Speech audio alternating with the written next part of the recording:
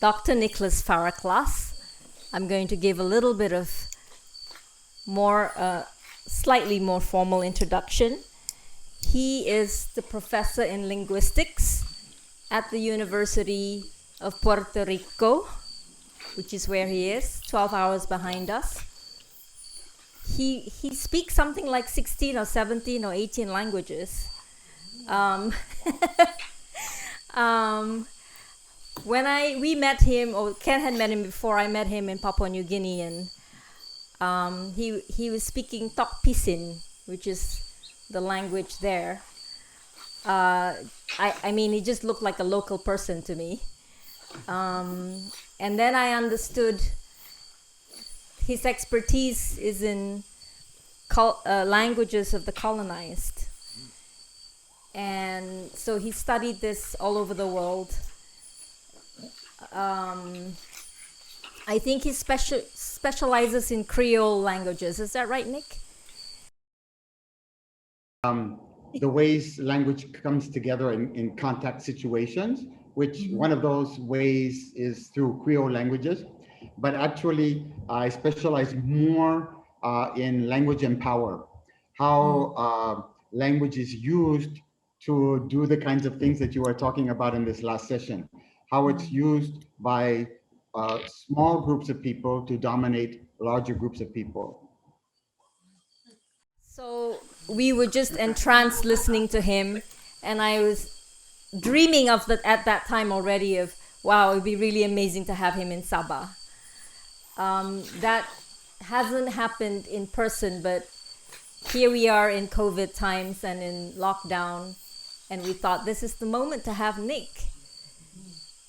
And here he is, and he just said yes immediately. We just reconnected instantly, and I think he's been devouring and reading and getting to know Sabah as much as he can. And I was surprised from the get-go he said Sabah correctly. Yeah. Because many people would say Sabah or whatever, but he just said Sabah. I was like, okay, I guess that's why he's a linguist. All right. Over to you, Nick. We're just living to hear from you. Thank you so much. Thank you, Cynthia. Thank you, everyone. Actually, after I've heard what you talked about in the afternoon, and after I heard what you said in the last session, basically, you said everything I need to say, so let's all go for a hike in the mountains. In any case, just let me review a little bit, but a lot of the things that I'm going to be saying, they're things you already know, okay? And I just want to pick up on where you left off in the afternoon, because I think it's important for me to try to weave into this presentation as many things that have already been said at the meeting. Now, unfortunately, usually I give these kinds of talks in a situation where I'm living with you, sleeping with you, staying with you for days and days. And these talks go on for days and days, and we have time to talk about a lot of different things and go off on all the tributaries that are sometimes more important than the main river, as Ilan was saying yesterday. So in other words, what I'll be doing with you today or this evening, your time, is something that I haven't tried before, because usually I'm face to face. I like to do a lot of interactive things with the people that I'm working with, so that we create sort of a community of co-learners where I'm learning just as much from you as you're learning from me. But unfortunately, again, we're on this particular medium right now.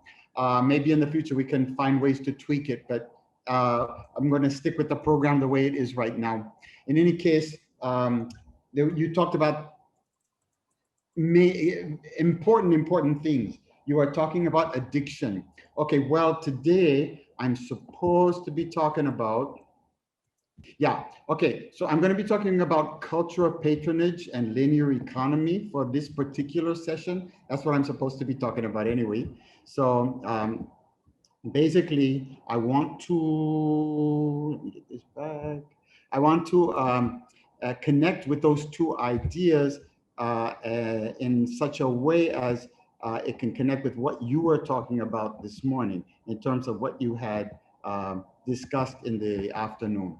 Okay, so when you're talking about addiction, that's really important element when we're talking about the culture of patronage. Okay, and also in terms of the linear economy, addiction plays a major role there as well.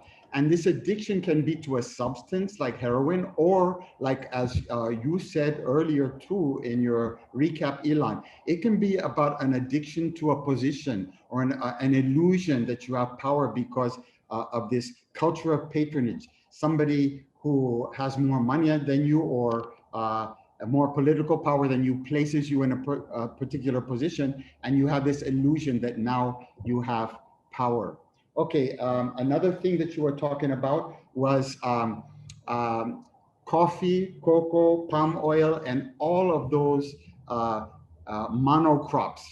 Very important concept that Ilan introduced yesterday, monocrops, plantations. You just grow one thing instead of many things together. Okay, and that's those particular crops are really important for us to understand that the basis of the linear economy is about theft. It's about stealing. It's about stealing land and stealing labor. And whenever you work coffee, whenever you work cocoa, wherever you work oil palm, not only is your land being stolen, your land is no longer working for the benefit of you and your community and your family. The fruits that are coming out of your land are mainly going for sale, and what comes out of that sale goes into the pockets of a few people who are in the Netherlands or in the US or in Britain, somewhere else, the business people.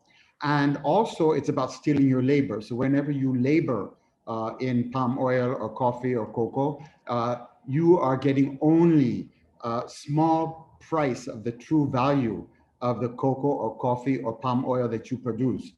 The most of the profit from that is going into the pocket of somebody else. That's also a really important thing to understand about the linear economy. Whereas we'll talk about how the circular economy is different from that as well. But another thing that you talked about was domestication.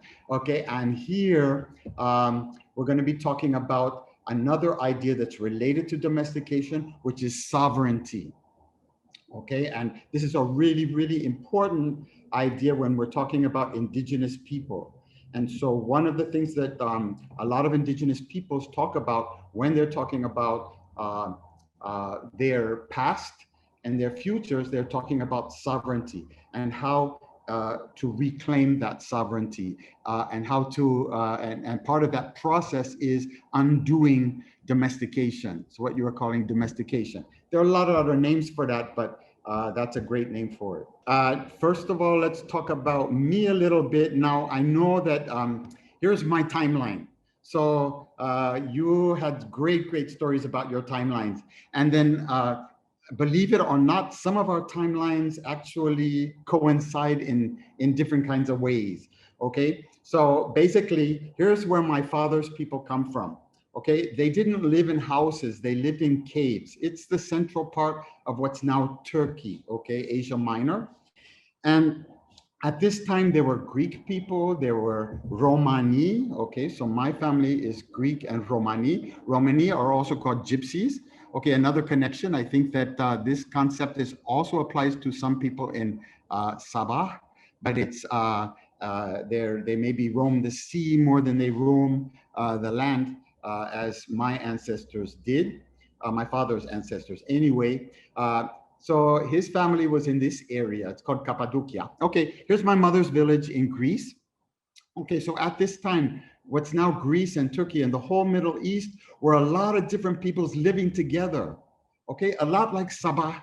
Okay, and so what you had were people, you had Turks, you had Greeks, you had Muslims, you had Christians, you had Jews, you had Arabs, you had Armenians, you had Georgians, all living together in the same towns, in even the same villages. Okay, a lot like Sabah. But unfortunately, the British arrived, just like they arrived in Sabah, and they began to turn people against each other.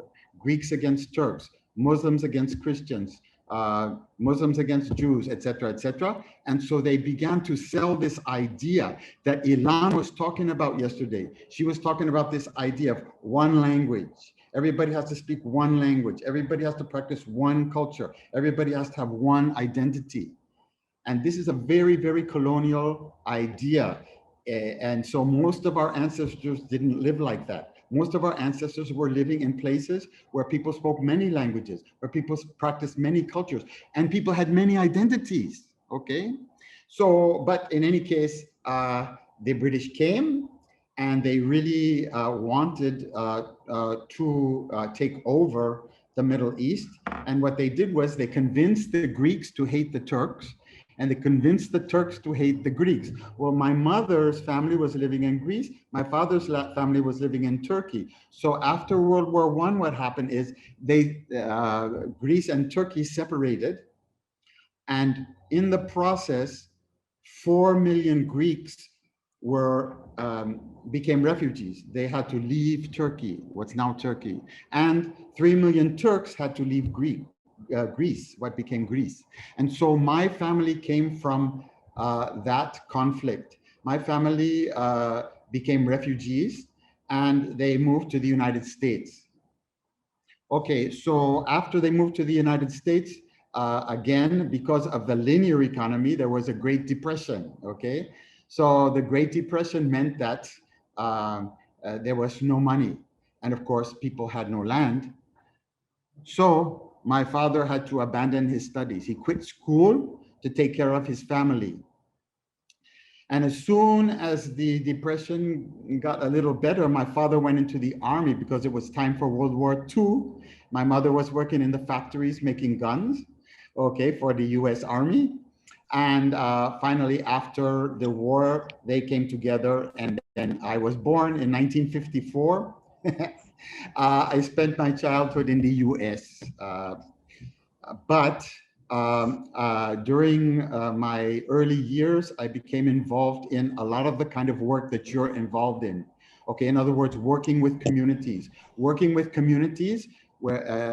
in such a way that they can start to undo their domestication. They can start to undo their domination. They can start to reclaim their sovereignty. So this is one of the movements that I was involved with. I don't know if you know the Black Panther movement in the United States, but I was involved with that as a very young person. Then I got involved in lots of different types of popular movements and community work, organizing around food, organizing around all kinds of different issues in the US. But after that, I moved to Nigeria, okay, in West Africa. Now, I went to Nigeria to do research, and it was linguistic research. Now, usually when students come into a place or professors come into a place where there are indigenous people and want to do research, basically they come in with an agenda. And of course, to get my grant to do my research, I had to have an agenda. Okay, I had to say, okay, this is what I'm going to do in my research, A, B, C, D, E. Okay, but when I got to Nigeria, of course, I had already worked in communities. I had already been doing the kind of work that you're doing. So I decided to just throw my agenda away. So I went to the university where I was supposed to be attached to. I met the professor that I was supposed to be supervising me. And I got into the room, I got into her office, and there was a man sitting in a corner, very quietly, just sitting in a corner. And so she looked at me and she said, okay, what's your agenda? You've come to our country, you've come to this country now. What are you supposed to be studying? And I said, you know, I don't really care about my agenda. Okay, what is something that I can do that could be useful to a community here? Let's start from there. Okay, how can I work with the community in some way to support something that they want to do? So she looked at me and she said, well, by chance, I want you to meet Mr. Etete. He's sitting there in the corner. So she said, Mr. Etete came to me this morning. He wanted somebody to go to his village, to live there for a year, to learn their language, and to write a grammar for their language so their children can begin to learn to read and write their language and learn their subjects in their own language rather than in the colonial language, which is English. Okay, so I went and I lived in that village for a year. And I learned the language and I wrote the grammar of that language. And I started to work with the community to design programs for the children to learn their own language, learn in their own language first before they had to learn in English. So that's, but I learned so much more because this is an indigenous community where people have power, sovereign power over their land, sovereign power over their seas. So in other words, when they work, when they go to work in their gardens, nobody tells them when to go. They decide when to go. When they grow their food, that food goes for the benefit of their community, for their own benefit, for the benefit of their families. There's not somebody else that steals that food to sell and put in the pocket of somebody else. They have sovereign control over their land. They have sovereign control over their labor. And this is what indigenous sovereignty, or this is an important part of indigenous sovereignty. In other words, when we talk about indigenous peoples, we're talking about some of the few peoples left in the world that still claim that power over land, that still claim that power over their labor, where all of the good things that they get from their land, all of the good things that come from their labor, go to their own community, go to their own families, and go to make them strong, to make their community strong, to make their family strong. But unfortunately, in most of the communities of the world, this no longer happens. When people work, it doesn't benefit them. It doesn't benefit their family and their community. Most of the value of their work goes into the pocket of a businessman. And and in most parts of the world, people no longer have power over land. In Sabah, it's my understanding that you still have communities that have this kind of power over land. It's not the native title system, which is a system that actually removes people's sovereignty over the land, but it's the other system. It's the one that's called, what is it now? Native rights. Under the Native Rights to Land Proclamation, we're talking about that kind of power. And I would say we have to be careful with that word rights, because basically under that proclamation, I think you can talk about power and sovereignty, not just rights, but we'll talk about that a little bit later. Okay, I spent 5 years in Nigeria. After I left the village, I went to teach at the university, but I kept doing the community work there. And then I moved to Melanesia. Melanesia is very close to Sabah. It's just the same chain of islands going over. If you go from Borneo, Kalimantan, Sabah, and Sarawak, and then the next islands over, parts of Indonesia, then you get to West Papua, which is the other half of the island that Papua New Guinea belongs to. Okay, and so I went to work there doing similar things. So I was teaching at the university, but also doing community work. And then my work started to expand just from literacy for children in their own language, their own indigenous language, but also we started doing literacy work for the adults. And instead of talking about reading and writing in indigenous languages, we were talking about people reading and writing their lives. And so we talked about what we call critical literacy. And when people read and write their lives, it's all about what you were just talking about: undoing the domestication, reading your life, finding out how your life has been domesticated, how your life has been colonized, how your power over your land and your labor has been taken away from you. That's reading your life. And once you've read your life and figured it out, you can start to undo that colonization, undo that domestication, undo all of that domination that has taken your land away from you, taken your labor away from you, taken your sovereignty away from you. And we'll talk a lot more about that in this presentation. Okay, and then in 2002, I moved to Puerto Rico. So anyway, this picture is from Papua New Guinea. These are some of the people that we were working with who organized some of these schools. So these schools were schools where the children would go to learn how to read and write in their own languages before they learned to read and write in English. And then so that they could learn to read and write, and they could face their studies in school from a position of strength where they believed in themselves because they had a solid foundation in reading and writing their own language. So when it came to learning English, they wouldn't fail, because most of the kids in Papua New Guinea, unfortunately, leave school before the 6th grade. That is, they don't even get to secondary school because they're forced to learn all of their subjects in a language they don't know. They don't know English. They know many other languages, but they don't know English. So they're forced to learn all their subjects and learn to read and write in a language that's not theirs. So what we were doing in those schools was basically giving the kids a chance to learn to read and write in their own language before they had to learn and read and write in English. And that gave them a better basis to do that. Okay, but those schools, that's what we did in those schools during the day. But during the night, the adults came to those schools, and in those adult classes and sessions, we did the reading and writing life work, where we started to work together with people in the community to undo some of those that colonization, that domestication. In any case, the work in Melanesia was very, very exciting, and it spread to the other Melanesian countries.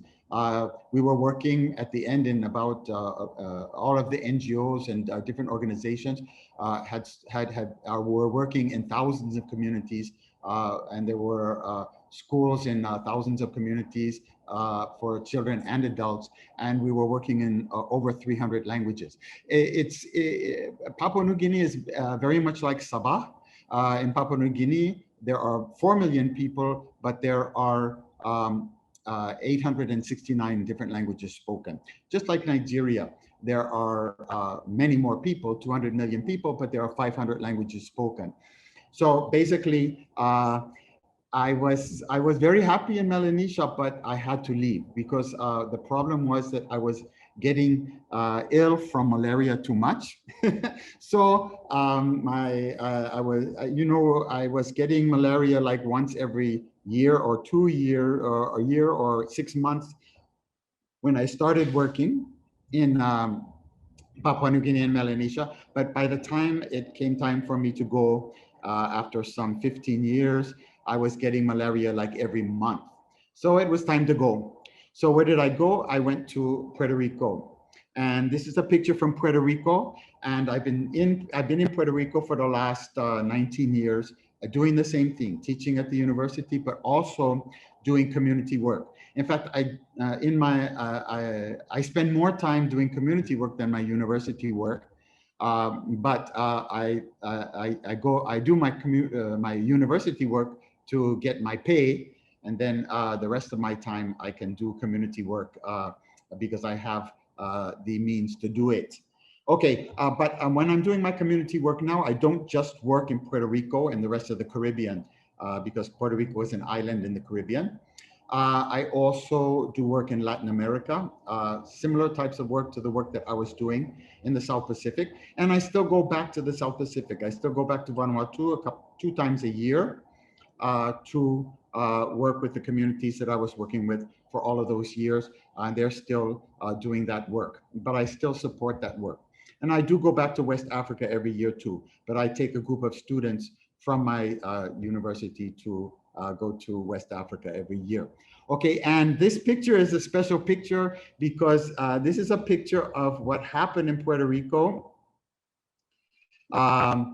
just in 2019. At the end of 2019, the island of Puerto Rico is much smaller in terms of area than Sabah, but it has about the same number of people in it.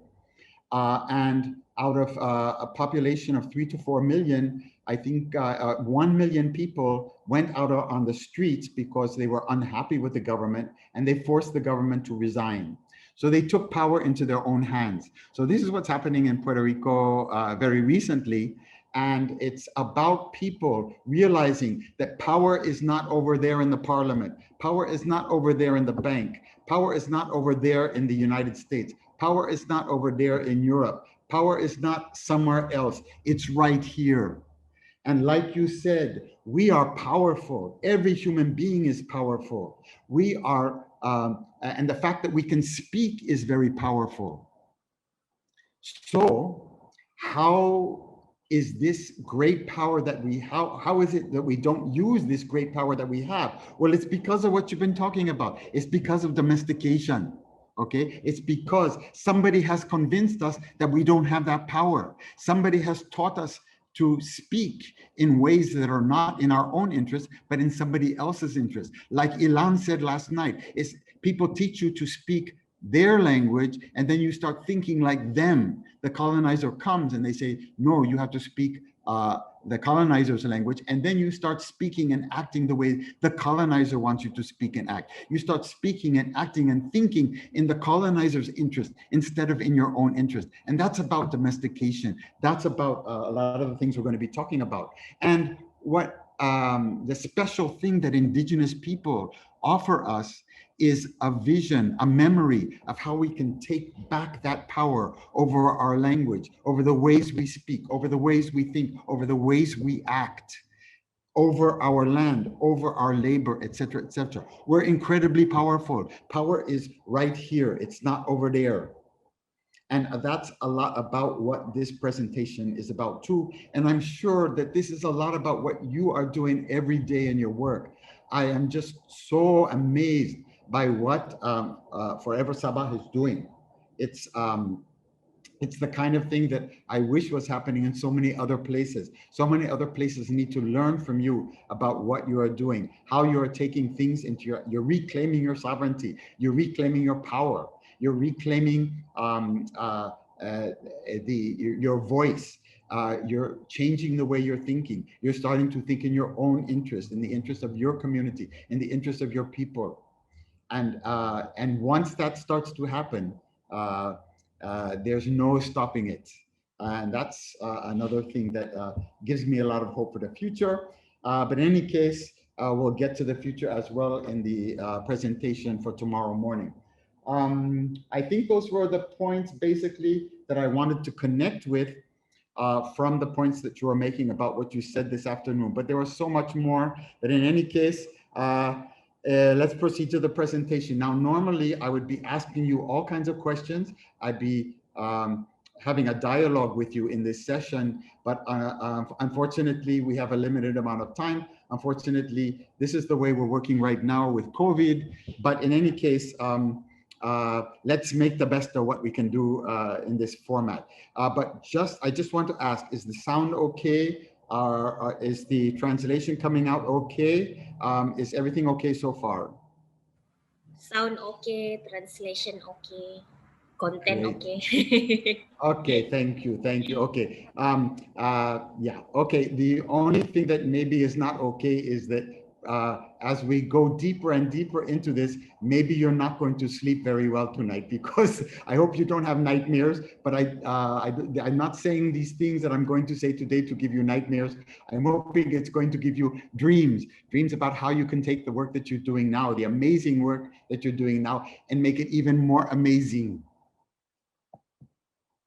Okay, so let's go back to a story. Of course, my stories aren't going to be as nice as Ilan's stories, because hers were just, in fact, after her first story, really everything that I wanted to say was all in her first story. And then everything I wanted to say this evening, your time, and then everything I wanted to say in tomorrow morning session was in her second story. So that's the power of stories. Do you see how powerful human beings are? Just in those stories, you can say so much. And you know, those stories are the kind of things that indigenous peoples have all over the world. And they're not just, they're the kind of things that are said. And then you think about them over and over again. And then you wake up the next morning and you realize there's another layer. There's another meaning there that you didn't realize first. And then you think, okay, I figured it out now. But then a week later, after you thought about it some more, you realize there's another layer. Okay, that's how powerful and rich, and you keep going and going. And actually, you may be 70 years old and you may still be thinking about that story and you're still learning from it. Look at the power. Look at the power of that language. Look at the power of the educational power there. How much more powerful that is than what we do at our universities. Okay, so we can say that those stories are part of the universities that all of our ancestors had, but they were circular universities. They weren't linear universities like the university where I teach now. Okay, but in any case, let's look at the basket story. So it's a very simple story. Okay, so and it's a story that women tell, okay, because women weave baskets in Maori civilization. So basically, you can see that these basket weaving traditions have been passed down, but also the stories that go with those baskets. Okay, and here's another connection to Ilan, because she has family that that has lived for many years, that had lived for many years in the lands where the Maori have lived for thousands of years. But in any case, in this story, basically very simple. Okay, you weave your basket and then you put it on your back. And then you begin to roam. And this is another thing that I loved about what Ilan said this morning. She talked about roaming, okay? You move from one place to another. You know, when you go to school, when you go to the colonial school, and they talk about indigenous people, the very few times they talk about indigenous people, they talk about indigenous people as if they lived in their villages and they never left their villages, and they spoke one language and they practiced this one little language and this one little culture, and they closed themselves off to everybody else. And it was only when the Europeans came, only when the colonizers came, that they began to connect people with each other. But it's the opposite. It's the very opposite. You go and look at indigenous villages. You'll find people from all over the place living in the same village, speaking all kinds of languages, practicing all kinds of cultures, learning one from the other, learning each other's languages and cultures, and moving, trading from one place to another. So every place I've gone where there are indigenous peoples, whether it be in West Africa, whether it be in Latin America, whether it be in Melanesia, and now when I'm looking at Sabah, it's the same. People are moving, trading, exchanging with each other. But these exchanges are much more than just an exchange of material things, okay? So in other words, there's so much more to those exchanges, okay? So when we're talking about the difference between a linear economy and a circular economy, okay, we're talking about exchanges in the circular economy that can have more dimensions, and so we'll talk about that some more, because we can even expand our understanding of a circular economy to have more dimensions, from a circle to a sphere, and from a sphere to a fourth and fifth and sixth and seventh dimension, because not only were people exchanging one item for another, maybe fish for rice, but there was also a spiritual side to it. People, there were certain spiritual things that happened when people exchange. So when Ilan was talking about the market, the farmers' market, if you look at how those markets were practiced way back, these same kind of things went on. There were other things happening at the markets. Yes, there was gossip, which is another important dimension, very important. So there was politics. So people talked about politics and organized. When things weren't going right, they organized in those markets. And we have lots of stories about that. But there were also other things going on. There were spiritual things going on. Those markets were also universities. People, like Ilan said, people were sharing their sciences, the ways that they had figured out to manage their land, to manage their livelihoods on the land and on the waters, to manage their communities. All of the clever things that they were thinking about, all of the technologies, each generation building on the technologies of the last generation, each generation building on the science of the last generation, and then coming together in these markets, in these exchange networks, and sharing those technologies, sharing those sciences. Okay, very, very rich. A major accomplishment in so many ways of indigenous peoples everywhere around the world. But of course, we don't learn about them in the colonial schools. Anyway, let's get back to the baskets. So the story of the baskets is you weave your basket, you put it on your back, and then you move. You take what you have in your place, you take the things that come from your land. That could be rice. You take the things that come from your salt, your seas. That could be fish. You take the things it's not just rice and fish. You take the knowledges that you use to catch those fish or to grow that rice.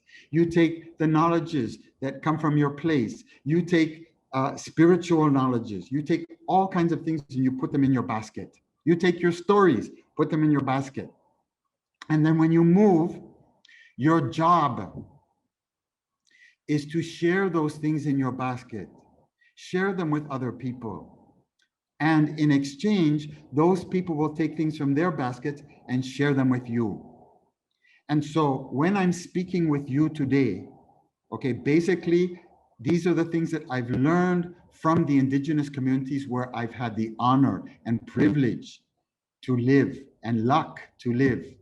Okay, so I've learned so much, but I feel like, okay, I have to follow the teachings of this story. So whatever I've put in my basket from all those experiences, okay, my job is to share those things with you and also pick up some things from you to put in my basket to share with the other indigenous peoples that I work with in Latin America, in the Caribbean, in West Africa, and in the South Pacific. And you've already shared so many things. So many of the things that Ilan shared with us last night, and so many of the things that you shared with us in your timelines, those are things that I can put in my basket and carry to other places. Hopefully next time it won't be a virtual basket, it will be a virtual situation. It can be a face-to-face situation. But in any case, we are filling up our virtual baskets now. All right, let me advance the slide. Yeah, okay. All right, so as I mentioned, my family comes from Greece. Part of my family comes from Greece. Okay, now the Greeks are people who are responsible for a lot of the words that we use, okay? And that's not by accident at all. Because really, the Greeks were the first people in Europe who started colonizing other places. Before that, the people in Europe didn't colonize. They were living in a circular economy. They were living with circular politics. They were living in many ways as indigenous people. But when the Greeks came along, Greece was a place where a big transformation happened, from a circular economy to a linear economy, from a circular politics to a linear politics, from indigenous sovereignty to colonization and domestication. And part of the domestication that happened through language. And this is when Ilan was talking about the administration. Yes, the administration is about colonization. And it's a much more powerful form of colonization than force. Yes, you can force people to be, you can colonize people through force. You could send in the army, okay, and invade them. But there's a much more powerful way to colonize people, and a much more dangerous way to colonize people, a way that's much harder to fight, and that's through language. And that's basically what I teach at the university, how language has been used to dominate people, to domesticate people, to make people forget that they're powerful, and to convince people that power is somewhere else, and that in order to take control over their lives and their labor and their land, they have to ask permission from somebody in the government, or somebody who has money, or somebody or somebody in a university, a professor in a university. In other words, people don't give themselves permission to assume sovereignty right here and right now. Okay, but in any case, how did it happen? How did that transition happen? A lot of it happened through language. And so I'm going to look at the words that you asked me to talk about today, which are economy and politics. Those are both words that were taken from Greek, but these are words that the Greeks themselves changed from the earlier circular meanings to the later linear meanings. Okay, so in other words, many of you have probably gone to workshops or classes at your university, whatever, and your professor gets up and says, "Oh, did you know that economics was a Greek word?" And the word, it comes from two words, ecos and nomos. So you see the two words here. One is ecos and nomos. Okay, and then of course there's an ending, ika. Okay, but in any case, you take this word ecos plus nomos plus ika, and you get economica, and which means economics. Okay, but the ecos part of the word, okay, they say means house. In your course, you'll learn it was something about house. And when they say nomos, they'll say, oh, it's something about accounting and control. Okay. But actually, if you go back to Greece and Greek before the linear economy, before linear politics, before the politics,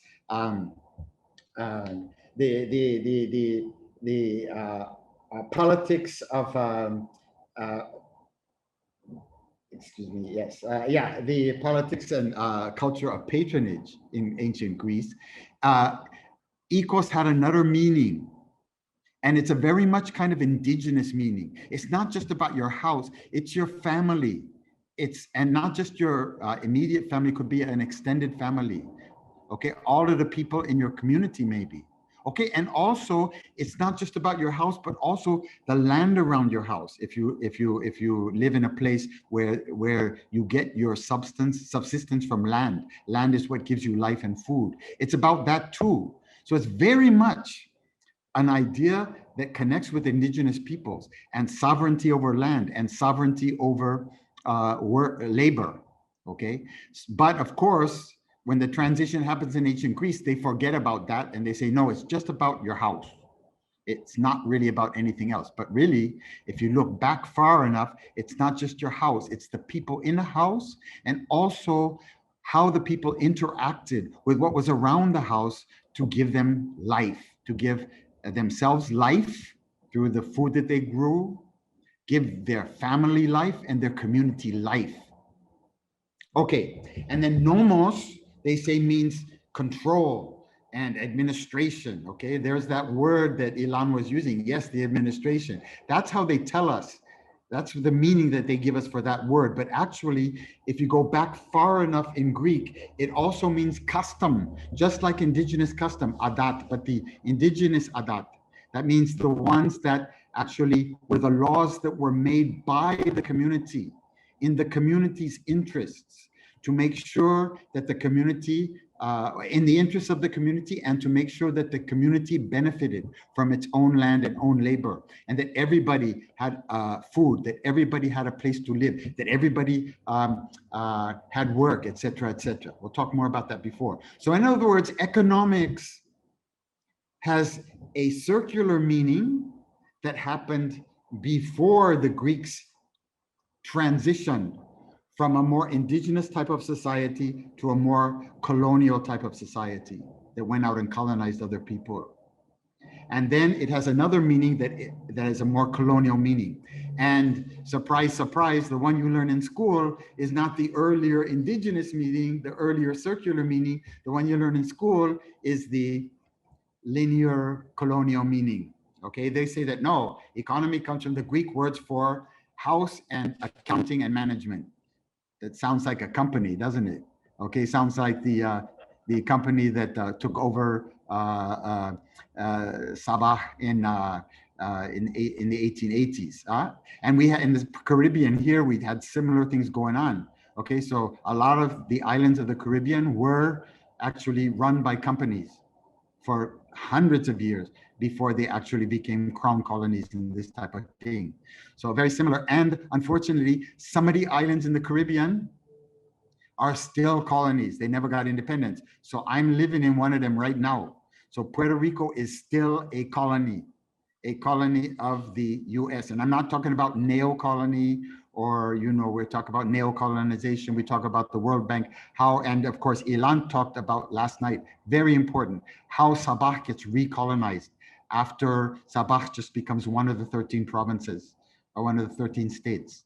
Yes, but Puerto Rico is still the old type of colony from before independence, okay? So we still have that in the Caribbean as well. Okay, now let's, okay, so basically we can say the same thing about politics. Okay, now, politics comes from two Greek words. One is polis, and of course the same ending, we have a word and an ending, ika. So politica, okay, is how you make up politics, okay? And polis, okay, in your classes, they'll say, oh yeah, politics comes from the word polis, which means city. City, you know, and the kind of city they're talking about is the ancient city with big walls to protect from invaders. The ancient city that had big plantations around it of just one crop. Just like Ilan was talking about last night, it was big crops. And all of those big crops like could be wheat, growing just acre after acre, hectare of wheat. But that wheat was not being grown for the good of the people as it was under indigenous sovereignty. It wasn't being grown for the good of people and their families and their communities. It was being grown instead for the rich people in the city. Okay, so that's the kind of picture they want us to have in our minds when we talk about politics. But if you go back to ancient Greek, if you go back to the Greek from before the Greeks became colonizers, before the Greeks fell into the linear system, when the Greeks were still in the circular system, it meant any community.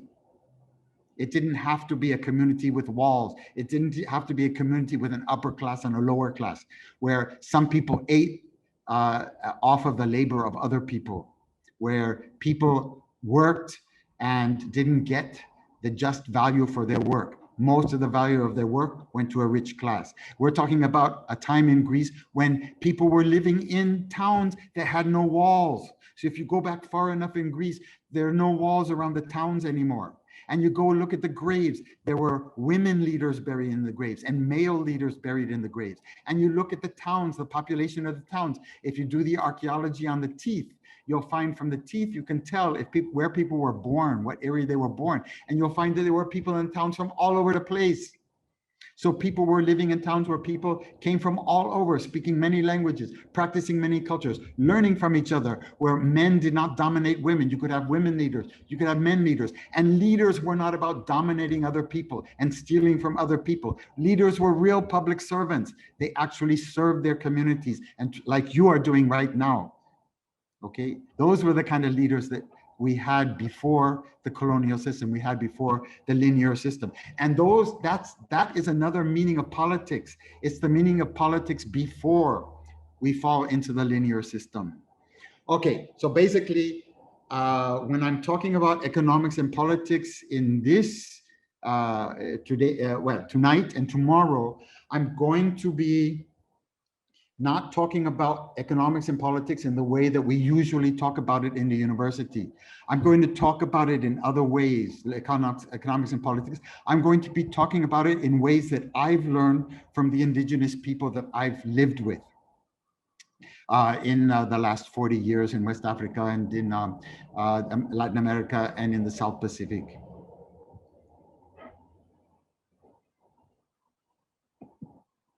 Okay, but I was asked to present on the linear economy and the circular economy.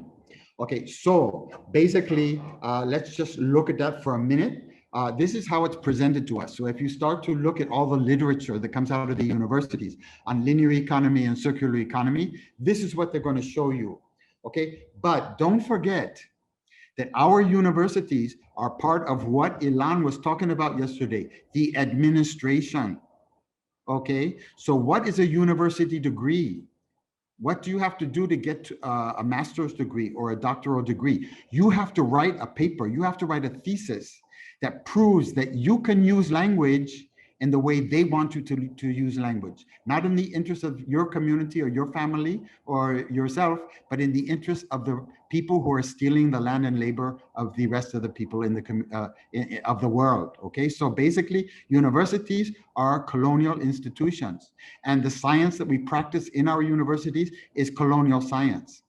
And so basically, if we as professors and academics don't try to decolonize our universities and decolonize the ways that we do our science, then we automatically fall into the colonial ways of doing science, the colonial ways of thinking, and colonial ways of teaching people to think and act and speak. Okay, so basically, this is another thing that limitation to what you see on the screen right now, because this is how people in the universities talk about linear and circular economy. Okay, so basically, in the linear economy, nature is seen as something outside of us. It's not part of us. So we're not seeing the earth as the astronauts did. The earth is not, we are not part of the earth. The earth is not really part of us. We are above the earth. The earth is there for us to plunder. And when we talk about plunder, we're talking about extracting, stealing. The earth is there for us to steal. We steal its minerals. We steal its timber. We steal all of the nutrients in the soil to make oil palm, to make all of the things that we go and sell for money. Okay, but in the circular economy, nature is supposed to be a model, not the other. Okay, also in the linear economy, nature is seen as evil or somehow no good. It's seen as something that has to be improved. In other words, we cannot see the perfection in nature. We cannot see the power in nature. We cannot see all the good things, the wonderful things, the abundance that nature has there for us. Instead, we see nature as something that needs to be changed, that needs to be changed and improved somehow to make a better nature. Okay, it's just like ourselves. We can't give ourselves permission to see that we're all powerful, that we have this incredible power as human beings, and that power comes from ourselves, but also, as Ilan said yesterday, from our communities. We can't see that. We think that power is somewhere else. And also, we can't see that nature can give us everything we need to fulfill ourselves. Instead, we think we need to change nature and turn it into something that can satisfy us better. But I want to ask you, if you drink one coconut, how many more coconuts can you drink? After you drink one coconut, you are satisfied. And you're not just satisfied, you're fulfilled, because that coconut has vitamins and minerals. And after you're finished with the coconut, you don't want to drink another one. You are no longer thirsty. Now, that is the circular economy. Now let's go to the linear economy. Drink one Coca-Cola. How long will your thirst be satisfied? A short time only. After, you need to buy another Coca-Cola. This is the difference. Nature has in it things that we can enjoy, things that we can fulfill ourselves with. But we don't want those things because we have been exposed to things from the linear economy that have addicted us. We are addicted to things like Coca-Cola. We're addicted to sugar. We're addicted to all those things that make us think that they're fulfilling us, but they're not really fulfilling us. What is addiction? You have this illusion. Yeah, this is the real thing. This thing is really making me happy. But Coca-Cola doesn't make you happy. Coca-Cola never satisfies you. It's designed to make you want more. It's designed to make you an addict, so you'll just have to drink more and more and more Coca-Cola. And it isn't filled with vitamins and minerals like coconut is. It's filled with poison, chemicals. Okay, and in any case, and so now in indigenous communities that never knew diabetes, now we have diabetes from people drinking all of these sugar drinks and putting sugar in their tea, etc., etc. Okay, well, in any case, so in the circular economy, we're supposed to see nature as a measure, okay, not as something that needs to be improved, actually as something we can measure ourselves by to see how well we're doing. Okay, then in the linear economy, we see nature as something that's wild, that we need to civilize, okay? So we can't look at a forest and appreciate the perfection that's already there. No, no, no, no, no. It's wild. We have to tame it. We have to do something with it to turn it into something that's better, okay? As if it wasn't already perfect, okay? And in the process, what do? We cut down the logs. We destroy the plants that are there. Pharmacy. Now we have to go to the town to buy our drugs. We lose our food sources. Now we have to go to the supermarket to buy our food. In other words, what have we improved? What have we civilized? In any case, in the circular economy, we're supposed to see nature as our mentor. In other words, nature as something that can teach us civilization. It's instead of something that we go about civilizing and taming. Okay, in the linear economy, it's based on fossil fuels, like, of course, petroleum, et cetera, et cetera. And again, this is another big issue in Sabah because of the petroleum the issues around petroleum that actually have made colonization actually worse than in other places, because most countries, most territories where there is petroleum, you have the forces of colonialism and neo-colonialism operating with much more savagely and domesticating people more and colonizing people more, because those companies want control over that petroleum. Okay, then what's the model? What's the model in the linear economy? It's plunder, commodify, dump. Okay, what does that mean? Okay, so in the linear economy, you take nature, you take people, you steal nature's resources, you steal people's labor. You turn those things into commodities. You put them in a package. Why do you put them in a package? To sell them. And when you sell them, people consume them. People consume them, then there's waste, and that gets dumped back into nature. That is the linear economy. But when we're talking about circular economy, we're talking about regenerating systems, so that actually you don't plunder, you don't steal. Okay, you try to use raw materials in such a way that they come back eventually to replenish the natural systems. Okay, when we're talking about the linear economy, we're talking about growth. Okay, so it's just like addiction. You drink one Coca-Cola, you want two. You drink two Coca-Cola, you want three. You drink one beer, you want two. You drink one beer, you want three. In other words, there's no end to it. You've got 10,000 ringgit, you want 100,000 ringgit. You got 100,000 ringgit, you want 1,000,000 ringgit. You got a million ringgit, you want 10 million ringgit. Okay, where does it end? You think of the people who have billions and billions of ringgit. Has the ringgit satisfied their hunger, or are they still looking for more ringgit? In other words, what about the linear economy actually satisfies us? But it promises us satisfaction, but it never really delivers. It just makes us more addicted. It just makes us less satisfied. No fulfillment, no satisfaction. Okay, and that's the growth model. It has to keep growing and growing. And just like a cancer, right? It's just like a cancer. It has to keep growing and growing and growing until it grows so big that it's stolen all of the things that are in its host in the human body until it kills the body that it's living on. Just like the linear economy is now killing our planet and killing our people.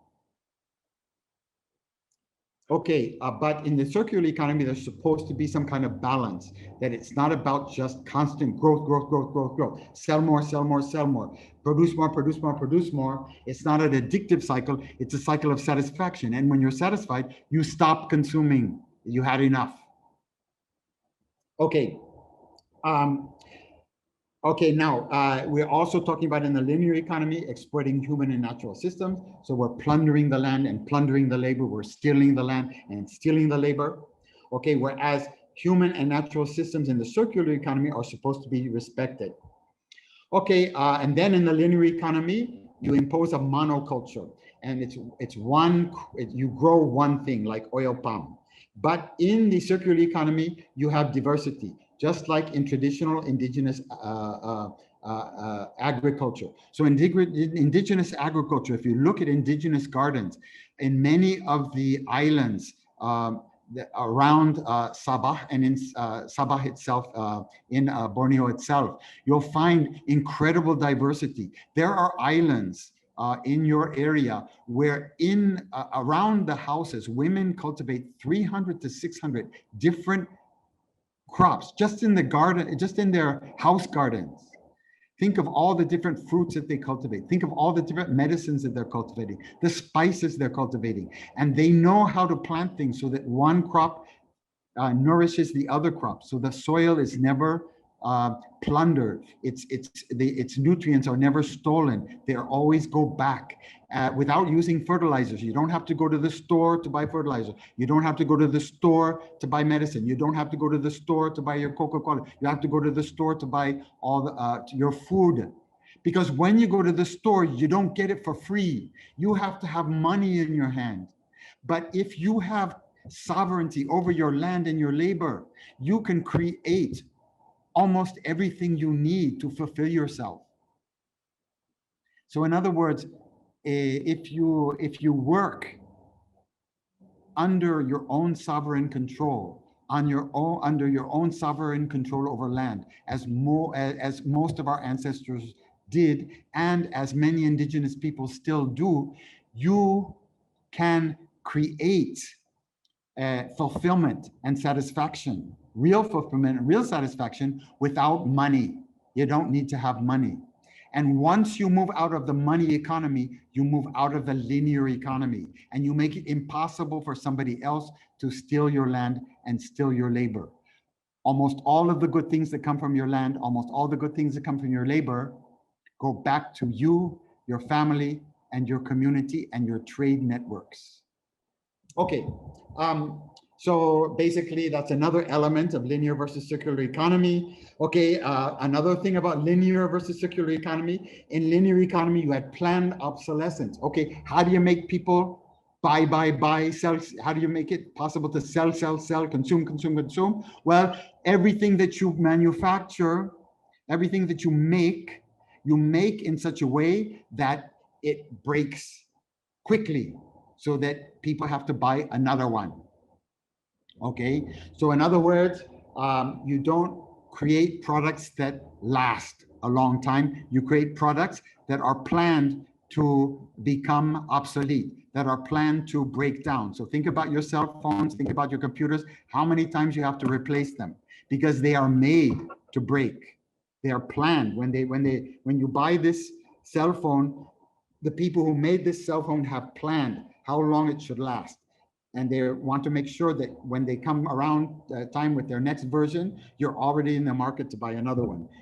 You may either be so addictive that even though your old one still works, you'll want to buy the next one anyway. But even if you're not addicted to that degree, your old one will break down soon and you have to buy another one.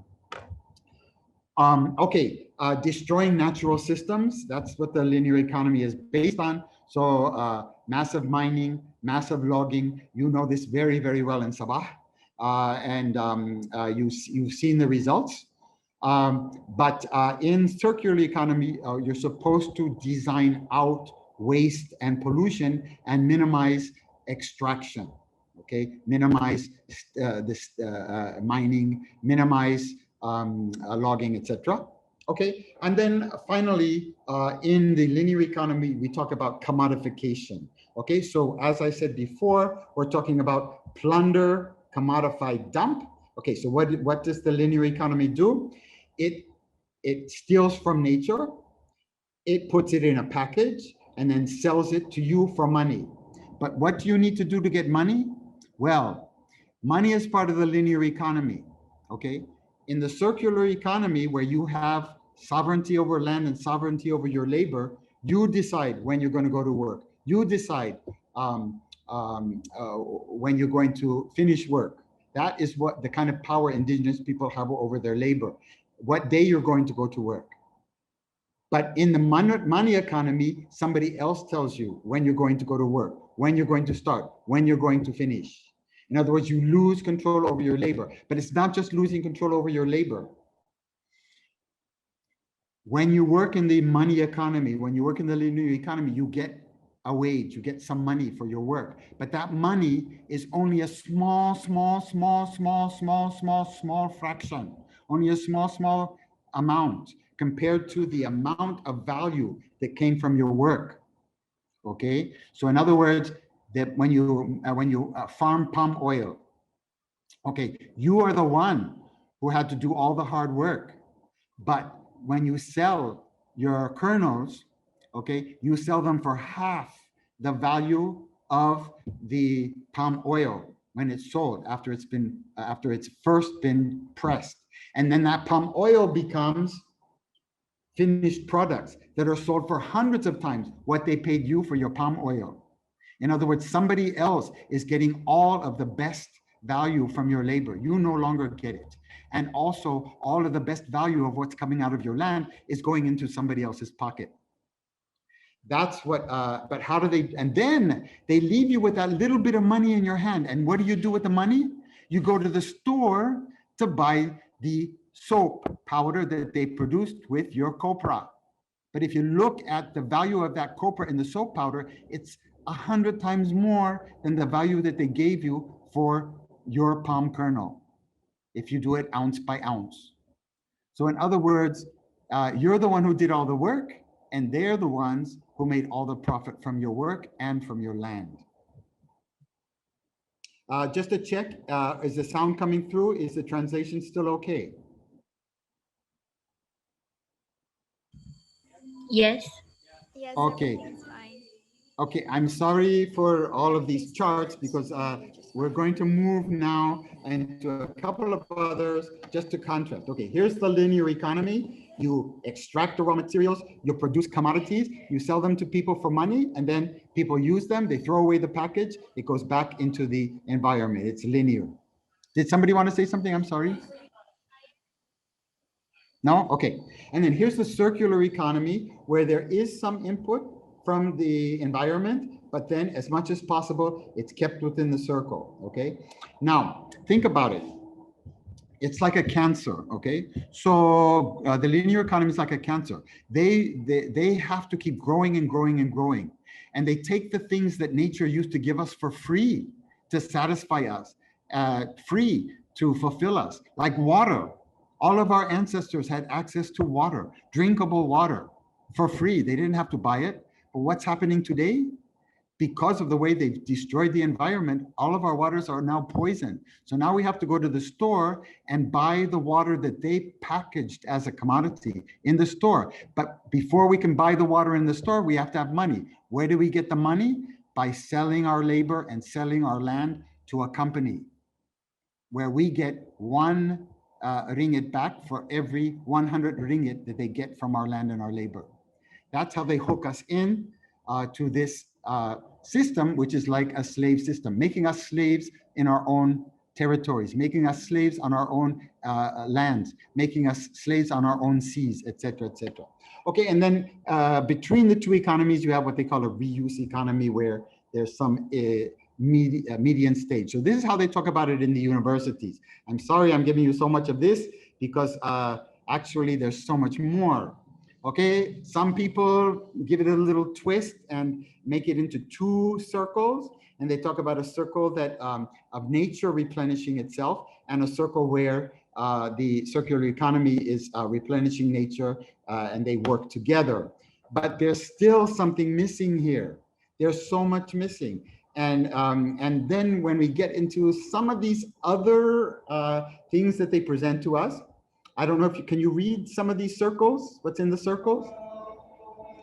Well, in these circles, we have most of the things we've talked about already. But in these circles, we're starting to talk about other things. When people start about the circular economy, they're starting to talk about human satisfaction, human fulfillment. They're starting, that's up here. They're starting to talk about communities. They're starting to talk about culture. They're starting to talk about customary lifeways, etc.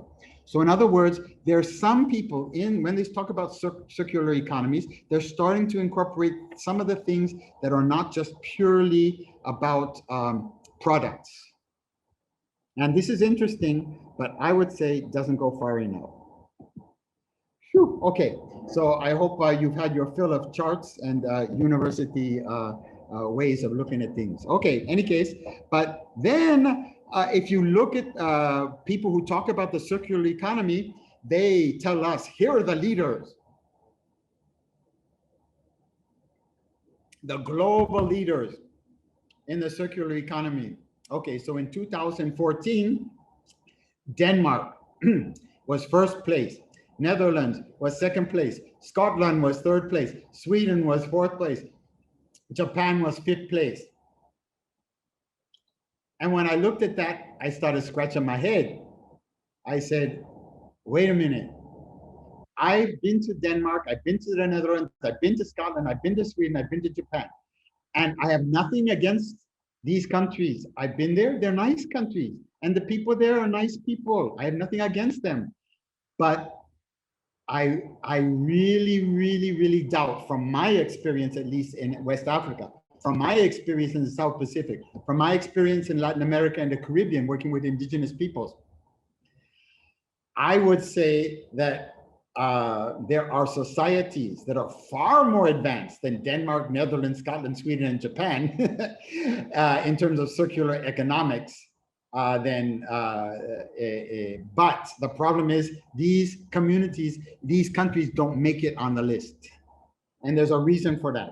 Like I said, these lists are made by us, academics, okay? And our academics and our universities are colonial institutions. And the ways that we present things in these kinds of lists are colonial ways of presenting things. And so when you look at that list as a person from Sabah, you'll say, oh, what does that tell you? It tells you that once again, the people who have the knowledge, the people who are the best, the people who are the leaders, the people who have managed to figure all this stuff out are the same people who colonized the rest of the world, like the Netherlands and Japan and Denmark had colonies in the Caribbean as well. So did Sweden. So there are islands in the Caribbean that were controlled by Denmark and Sweden. Scotland was part of course, the Great Britain, which of course you you experienced British colonization as well. And there are many Scottish who were part of that colonization. So in other words, it's the same colonial narrative. In other words, where is knowledge? Where is expertise? It's over there, okay? And these are the people who are going to come show us how to do circular economy. So so the people who have plundered us, the people who've stolen our labor and stolen our land, and who've polluted the world, or who are killing the world through their linear economies, all of a sudden are becoming the experts on circular economies. And now when the governments of our countries need to look at the pollution, look at the terrible things that those other countries have done to us, then they say, okay, well, how are we going to fix this? Well, let's get some consultants from Denmark and the Netherlands, Scotland and Sweden and Japan to come and show us how to do circular economy. You see how they made us blind. Because where are the experts? Who are the people? Who are the people in the world who've managed not to pollute their environment, not to poison their environment for the last 40,000 years? The people whose water is still drinkable, the people who still have forests, the people who still have the birds, who still have the animals in their forest, who can still get their medicine from the forest, whose land still gives them subsistence, who gives them all of the livelihood they need, gives them the food that they need, gives them the medicine they need, gives them the things that they need to build their own houses, gives them the freedom to work in the circular economy without money, where they are in control of their own work. It's right there in Sabah. You have indigenous communities who have, for 40,000 years at least, longer, been able to manage, been able to use their custom to preserve all of these things that now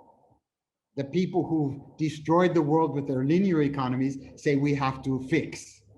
But the ways to the tools that they want to use to fix them, and the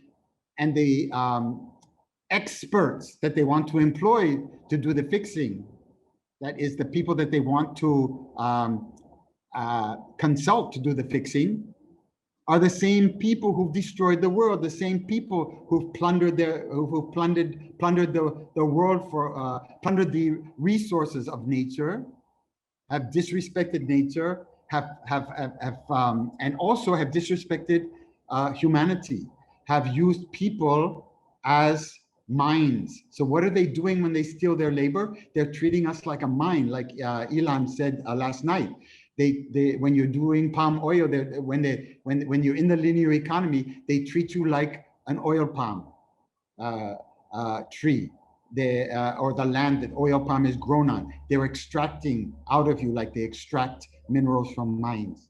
So how are these people going to save the world? And we're not just talking about the problem of the destruction of the environment. We're also talking about the other big problems in the world. We're talking about wars.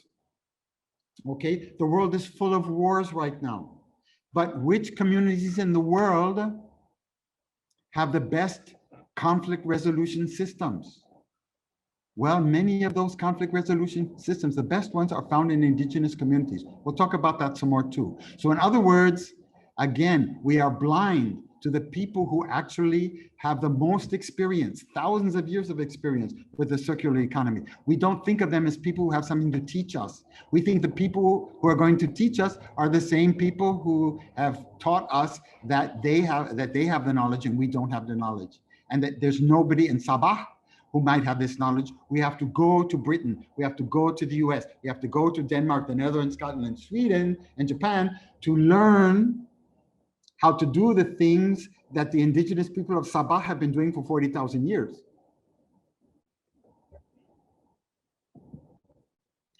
Okay, so we're talking about a blindness. Okay, and so let's think about science, because last night Ilan was talking about science, and she said that she was in some senses intimidated by scientists. Okay, because, and why should that be? Because our science, Western science, is a colonial science. Okay, why do we have universities? If you look at the universities in Britain and Europe, they look like churches, because many universities grew out of churches and monasteries. And what is the role of the church? What is the role? What does the church do? The church, as you can see, what it did in places like Sabah. Okay, the church basically was used by the British and earlier by the Muslims. That is, Islam was used by the Muslims to colonize, to domesticate, to get people to accept domination, to get people accept that somebody else would steal their land and steal their labor, to make people forget, that actually the power is right here. It's not over there. Now, I'm not saying that that is everything we need to know about Christianity or Islam. Because if you go back to the original messages of Islam and the original message of Christianity, okay, the original message of Jesus or the original message of Muhammad, okay, what are we talking about? When did Muhammad live? When did Jesus live? They were living in the times we're talking about, like ancient Greece, okay, and a little bit after that. These are the times when the world was changing from a circular system to a linear system. And what was Jesus preaching? What was Muhammad preaching? They were both preaching about how the world was moving into a system that was not, that was a system of death instead of a system of life. And the teaching of Jesus, the original teaching of Jesus, the original teaching of Muhammad was about, wait, be careful. Be careful. We need to go back. We need to restore. We need to protect all of these circular systems, the circular economies, the circular politics, the circular knowledges, the things that give us life against the linear economies, the linear politics, the politics of patronage, the politics of enslavement, the politics of theft of our land and our labor that are turning us all into slaves. So basically, both Jesus and Muhammad had liberation teachings. They weren't about turning people into slaves. They were trying to get us back to understand the power that either Jehovah or Allah have given all of us as beings that were created in their image, powerful beings with powerful languages. Okay, in any case, so I'm not saying that there aren't many people who practice Christianity or Islam in a way that is actually helping to liberate us and helping us to see the power that we have, and we assume that sovereignty in our lives, in our communities, etc. But what I'm saying is the churches themselves, the religions themselves, the authorities in the religions, the priests, etc., were in many cases, the missionaries were in many cases used to convince people to accept colonization. And once in Europe that was done, the power to do that passed from the churches and the monasteries to the academics. So we academics, the professors, the universities, became the people that began to do the same thing. We began to say that we are the only ones who know the truth. Our science that we practice in our universities is the only way to know the truth. And everybody else has no way of knowing the truth. So our job is to tell everybody else what the truth is. But if you go back to indigenous communities, everybody's a scientist. Everybody's a professor. Everybody's a student. Everybody's a teacher. That is indigenous education. That is sovereign education. That is people having power over their knowledge, power over their truth, power over their science, power over their technology. This is what we all had, all of our ancestors had. This is what Jesus and Muhammad were warning us we were losing. And this is what basically some indigenous people still have. But in any case, when we talk about Western science, we talk about natural sciences and social sciences. And the most, when we talk about natural science, we talk about the one natural science that really is the one that determines what all the other sciences do. And that one is physics. Okay, and today, just in the last decades, okay, physicists have admitted that their physics can only see 5% of what's out there. In other words, what they call matter, what they call energy, is only 5% of what our cosmos is made of. Okay, in other words, okay, when we were looking from the spaceship at Earth,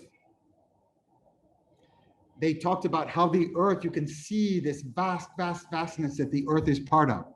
But not only that vastness, the earth itself, the majority of this earth is not energy and matter. The majority of this earth is something else. 95% of what's out there, they call dark energy and dark matter. They call it dark because they can't see it, because their colonial science doesn't give them permission to see it. Western science is a colonial institution, and it can only see the things that support its ideology of colonialism, things that support its ideology of patriarchy, of making men have the illusion that they're better than women, of ethnocentrism, that making the Orang Tanah think they're better than the Orang Ai, or the Orang Ai thinking they're better than the Orang Tanah, that kind of thing, or making people in peninsular Malaysia think they're better than people in Sabah. Okay, that's the kind of thing that our science supports. If it does that kind of work, ethnocentric work, if it does patriarchal work, our science sees it.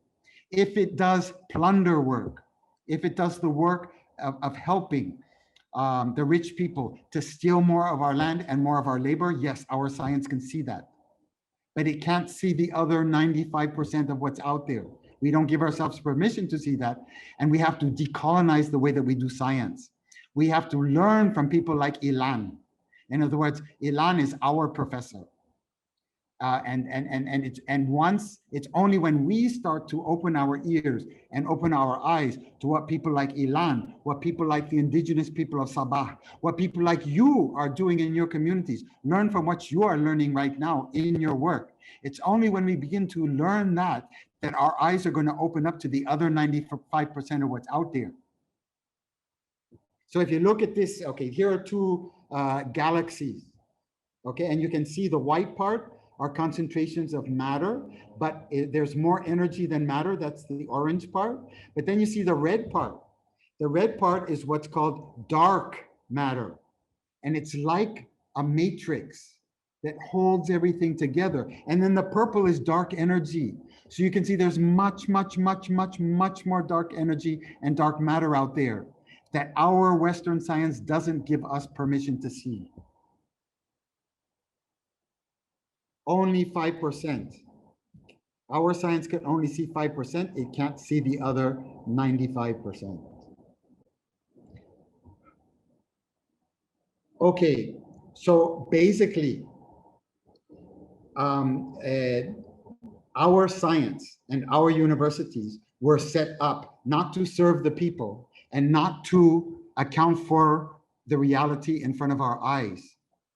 Our universities were set up just like our religions were set up to convince people that it's okay to have a small class of people rob them of their land and rob them of their labor. So all of when we talk about colonization, these are the main forces behind it.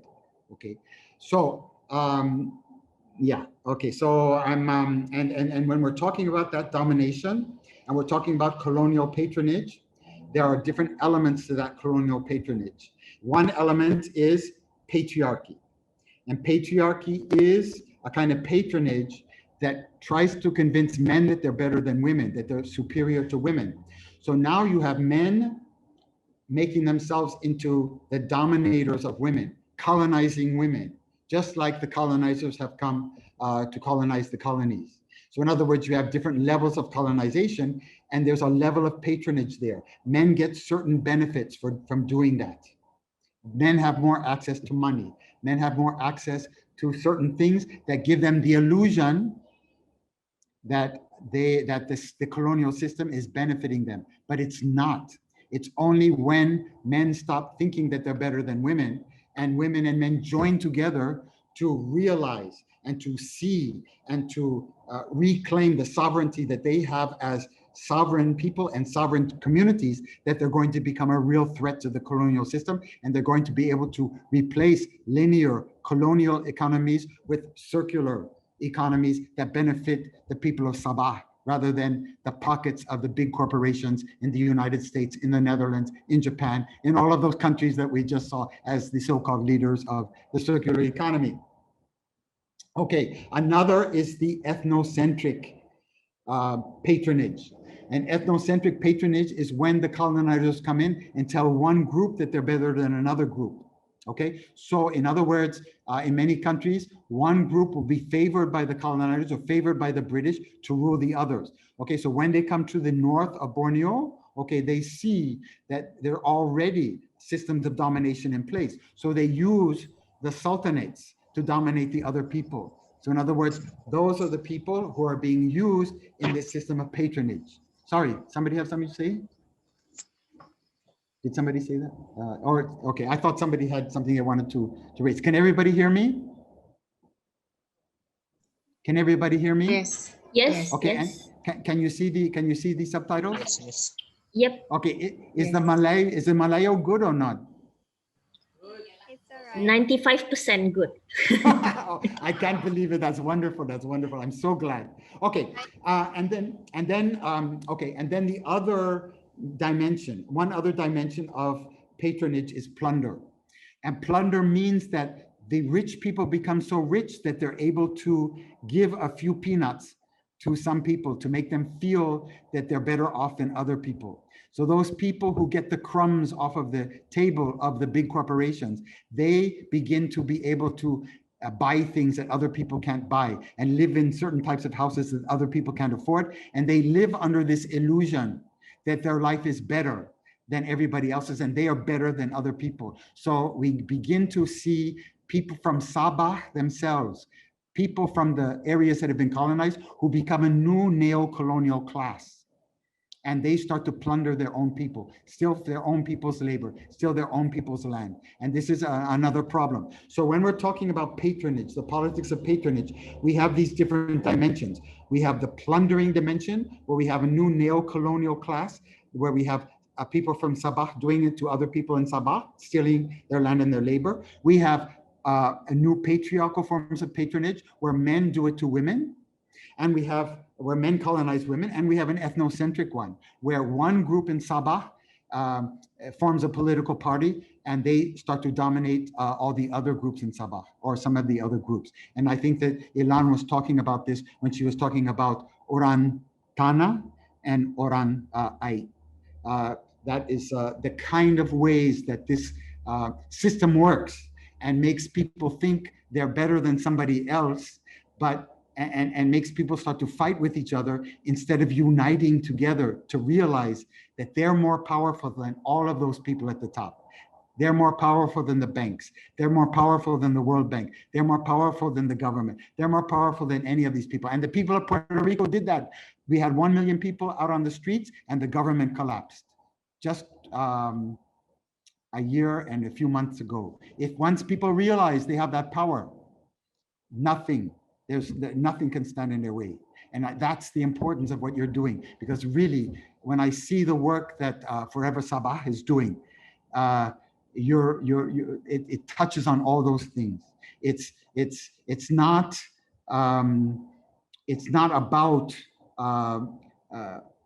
about teaching people or preaching to people. It's about working with people, so that and learning with people. So that everybody together starts to understand that power is here and not there, that we all have this great power, and when we share it among our full community, that is a power that can't be stopped. But when one of us gets drunk, like in Ilan's story, the hero, he became so full of his own idea of being a hero. That's what patronage does. It gives you this illusion that you're better than somebody else. It gives you this illusion of fulfillment, this illusion of satisfaction. But it's just an illusion. It's an addiction. You get addicted to this idea that you have a power that's not real power. It's a fake power that you are given as a part of a system of patronage that can be taken away from you at any time by the people who are really in control of the linear economy and the linear system.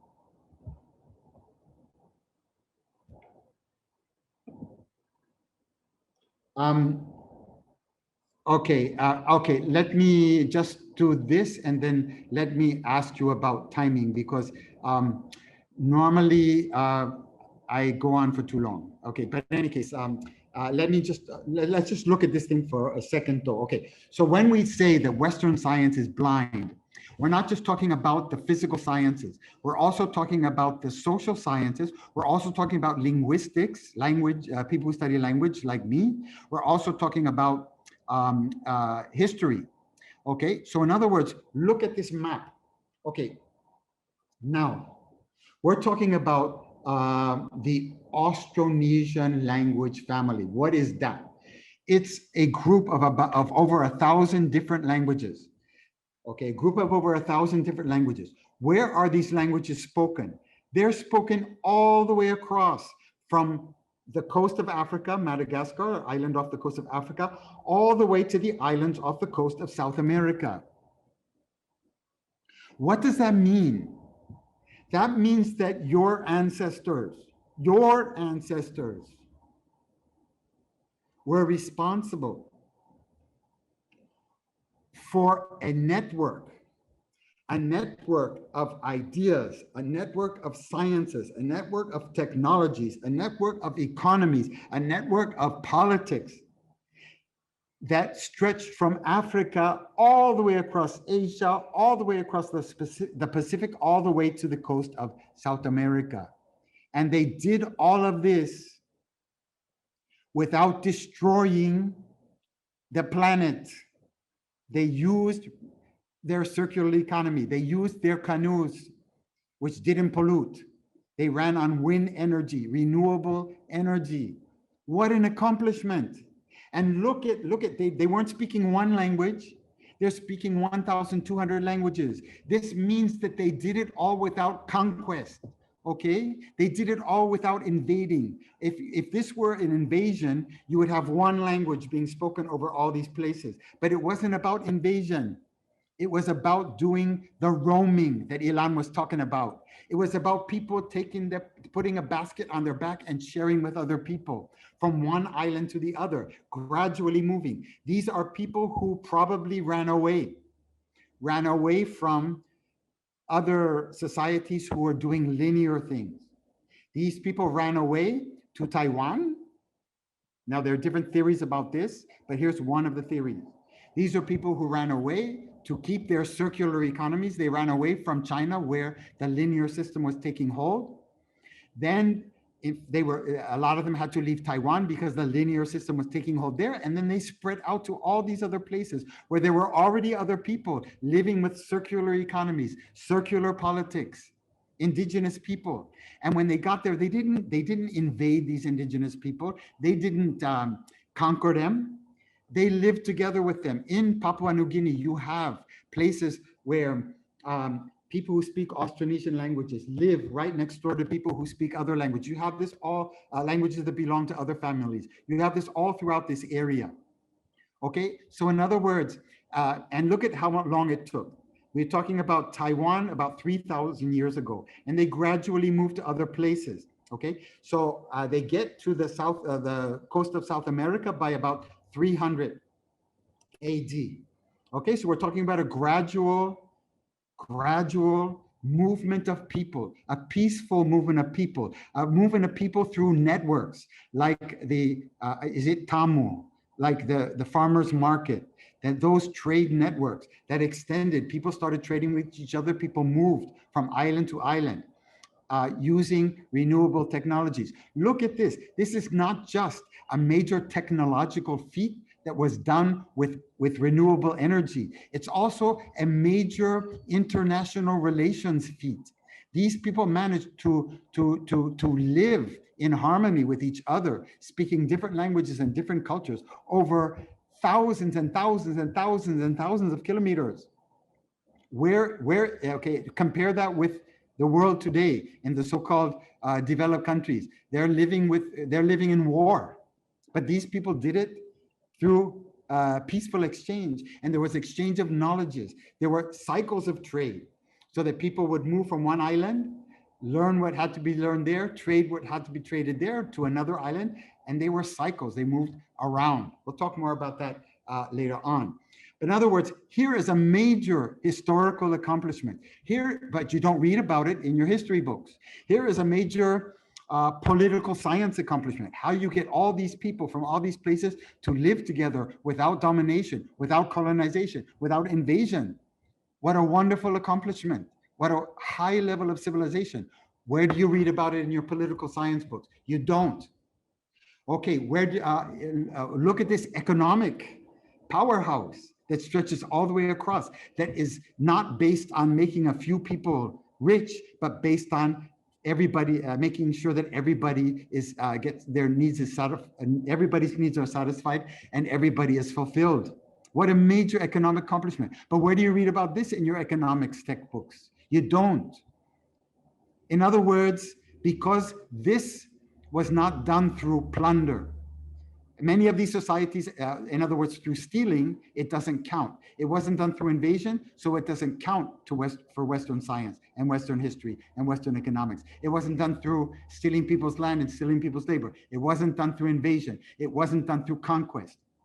It wasn't done through patriarchy.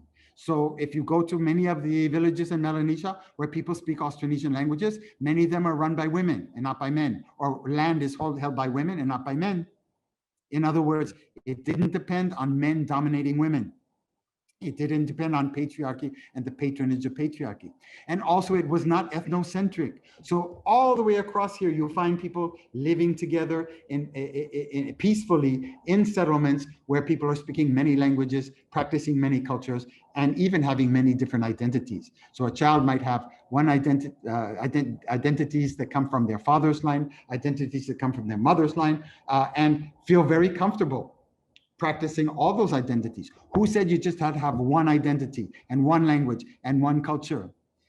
Colonialism tells you that. You have to speak the one colonial language, practice the one colonial culture, and have that one colonial identity. But when they impose that language on you, when they impose that colonial culture on you, they force you to think and speak and act in their interest, in the interest of that class that's stealing your land and labor, instead of acting in your own interests, in the interest of yourself and your community, and of course, Sabah.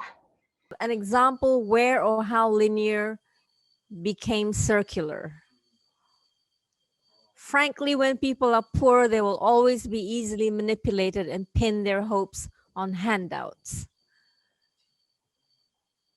Yeah, and handouts are part of that. And Liana says, but it's really demotivating when the community themselves won't see themselves as capable people and are stuck. Rebecca's question, can we have an example where or how linear became circular? Nick, do you have an answer to this question? Oh, I think it's in front of all of us. Okay, so that example of water was really interesting. Okay, so in other words, in a circular economy, we have everything that we need to satisfy ourselves and to fulfill ourselves. Okay, but what happens? Okay, and in a circular economy, we don't need to buy it. It's there. We don't need money. So in other words, all of our labor and all of our land can be used for our own benefit and the benefit of our communities and the benefit of our families. Okay, but once water is commodified, then it becomes packaged and then we have to buy it. Okay, and when we buy it, we need money. And when you need money, you have to give some of your labor, you have to give some of your land to the linear economy to get the small amount of money they give you to take it to the store and buy it. So that's how something that was once part of a circular economy, water, free for everybody, now becomes something that you have to buy at the store. And part of the reason why you have to buy it is because the logging companies, the mining companies have polluted our rivers. Okay, so in other words, we can't drink the water that we were able to drink before. So, but you could say the same thing about any commodity. You could say the same thing about rice. You could say, in other words, in a circular economy, people could grow their own rice. Okay, but now people have to go to the store to buy rice when they go into the linear economy. So there's all of, you can see that in terms of the economics of things, but it's not just the economics of things. We can get into deeper or many other dimensions of economics. Okay, so think about education. Think about education. So in indigenous communities, who's the teacher? Who's a student? Who's a scientist? Who's a researcher? Who's a professor? Everybody's a student, everybody's a teacher, everybody's a professor, everybody's a scientist, which means that knowledge and science belongs to everybody. But then what happens? The colonizers come and they set up a school, just like a bottle of water. It's in a package, it's in between four walls. Indigenous people's school is everywhere, all of the forest, all of the land, all of the sea. That's where people learn. And you never stop learning. You learn until you're 70, 80 years old. But no, in the schools that we establish, part of the colonial system, you have to come inside to learn the only one knowledge, the only one truth that only we know and that we give to you in a package. And when you prove to us that you believe in our one and only 95% blind truth, then we give you a paper that allows you to go out and tell other people what the truth is, instead of working with people so they get the confidence and power and sovereignty to believe in themselves enough to determine the truth in their own interest rather than somebody else's interest. So here you go from a circular education system to a linear education system. And then when you look at the linear system, it builds a triangle. So a whole bunch of kids come to school, but then as we go, more and more drop out. They're excluded until you get to the PhDs, the people at the top, the doctors, okay? And in other words, you've created a pyramid. And that means that one person can dominate everybody else. Everybody, the people at the bottom don't believe that they can know the truth. They have to ask the professor. They have to ask, they don't believe that they can determine what's good. They have to ask the priest. They have to ask the imam. They don't believe that they know the best technology. They have to go ask the expert from the university. See how the system works. Good. Okay. Nick, so they're asking, what about the other way around? Is it possible to move from the linear to the circular? You've talked about moving from the circular to the linear. Okay, and this was my other, okay, what Ilan, what you said was so important. So we go to communities today, even indigenous communities, do you realize that in Melanesia, you have markets run by the women, traditionally run by the women, markets that are really part of the circular economy, because all of the money that the women make in those markets goes back to the whole community. So women play a very important role here. Men are more colonized than women in this way, and that's part of the patronage. That colonization of men's minds into the linear economy is part of the patronage system, so that men begin to believe that the linear system is better than the circular system. But even the women in the markets in Melanesia, you'll find some women with fish that's worth like $20,000 in Japan. Or there's some fish in Melanesia, like tuna fish, that are worth into the millions of dollars. A woman will be sitting in the market. She'll sell the fish for like nothing. She'll sell the fish for like $5 US, then take the $5 and go to the store and buy the rubbish fish in the tin fish, which in Japan is the food that they used to feed their pussycats, their cats and dogs. You see, so you go to a village like Ilan said, and you'll see people, even people who are still have so much indigenous sovereignty, but they're still becoming addicted. They still repeat these patterns of linear economy and linear patronage. Okay, but so in other words, Ilan, I don't want to say that this doesn't exist. I acknowledge what you're saying, and it's true. But think about it. What I'm talking about now is not about taking indigenous people and turning them into some kind of ideal, turning them into heroes. Okay, this is not about heroes. Because if you really, okay, Western science and colonization has different ways to become blind and to become deaf, okay? One way is to pretend it doesn't exist. So what if you did it, if you do something, if you accomplish something, like your ancestors accomplished this wonderful Pacific, trans-Indian Ocean trading net there, and valorize it, say that this is something important that we can learn from.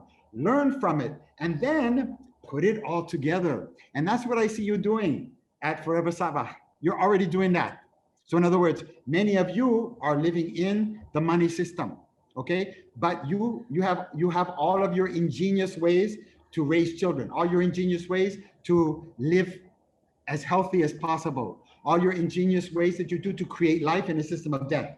But you're working with indigenous peoples as well, who have a lot of other very important things to teach us about how to do that too. So in other words, Nick, to me, the answer is there. Okay, that's the road to the future, and I'm totally hopeful. I'm so hopeful because I Nick? see people like you doing what you're doing. Okay, now take a few breaths. Please tell us more about using the power of language to inspire meaningful change in the community. Or language to help people regain power. Yeah. Okay. Excellent question. Okay. And this is what we meant by reading and writing life. In other words, reading your life and writing your life. Okay. And so it's a kind of literacy, reading and writing, but it has to do with life rather than books. Okay. And I think a lot of you are already doing this. So in other words, what do you do when you read your life? You're trying to figure out the reasons why you think the way you do, the reasons why you speak the way you do, the reasons why you act the way you do. It's a kind of reading. It's about language, but it goes deeper than language because language also determines a lot of the ways that we think and act. So using language as a way to get a handle on this process, you can use language in this way. Okay, language to promote reading, critical reading, getting people to actually start to understand why they're being paid the price that they're being paid for their kernel, their palm oil kernel, why the government is promoting the native title, but it's not promoting the native rights proclamation and Sabah land ordinance. In other words, why are things happening the way they are? Because, and once you start to look at it and people start to read it, to try to figure out what's behind it, you start to see that the colonization is stronger than ever. Okay, once people start to realize that this thing, okay, the materials used in this thing are made from is made from the slave labor. I'm talking about slave labor of people in Africa who have to mine the minerals that are being stolen from the ground. The environment is completely destroyed. And the people who assemble this thing are women who are being treated like slaves in factories, mostly in Asia. Okay, the slavery has gotten so bad for these women that they have to put nets outside the windows on the upper stories so the women don't commit suicide. That's how bad the exploitation is, how much their labor is being stolen. In other words, when we start to read these things, we don't just pick up our cell phone, we pick up our cell phone and we see what's behind this cell phone. There's slave labor of people in Africa. There's slave labor of women in Asia behind this cell phone. And then when we see what this cell phone is doing to us, who is our slave driver now? It's this thing and this computer. We're all slaves to this now. In other words, when we start to read our lives, get behind the language, start to understand what's behind this thing, what's behind this computer, we're starting to take control of writing the book of your life, take control of that language. And what that means is taking control over or first of all, opening your eyes, realizing the power is here, and then assuming that sovereignty, that indigenous type of sovereignty over your land, your labor, the way you live your life.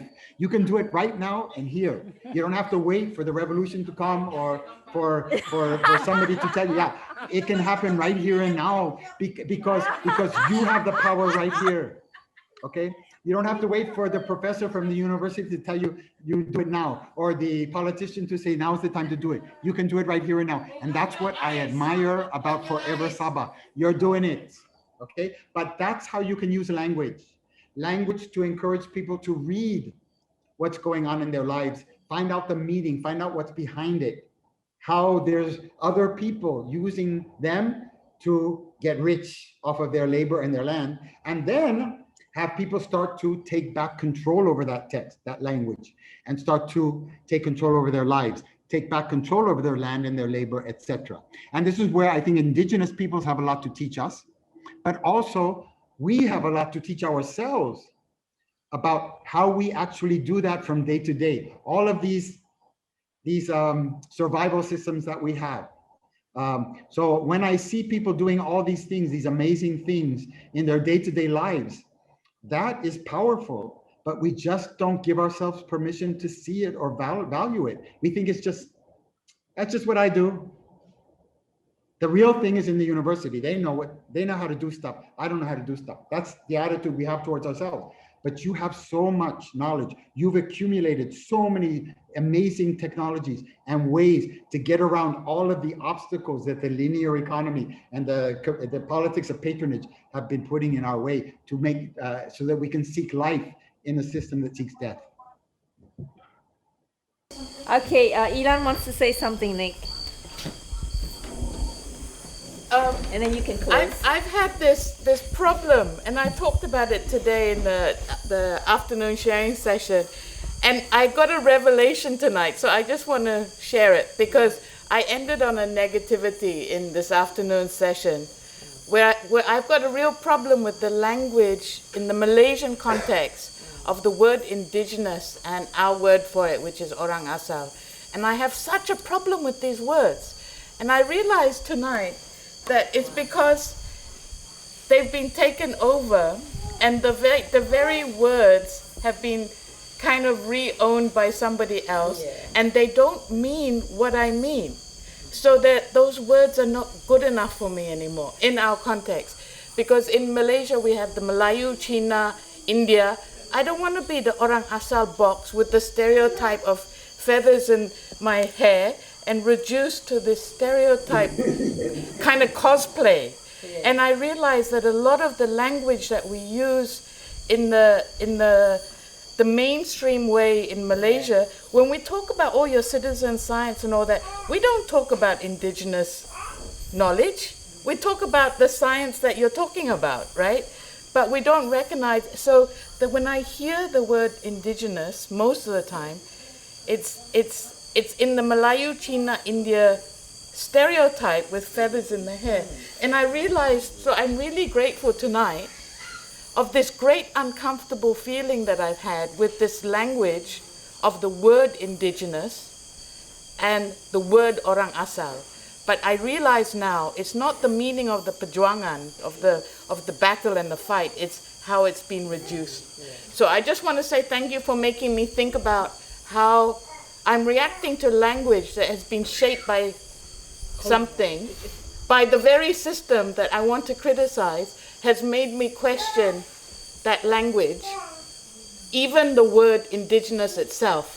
And I don't know if you want to talk about that word indigenous and a kind of cosplay that we see and the kind of the way it's been, because there is a global movement, which is really important. A lot of the time, that language that I see in social media makes me cringe, in all honesty. But I don't quite know why. But maybe you can help explain why I get such a negative reaction to that word.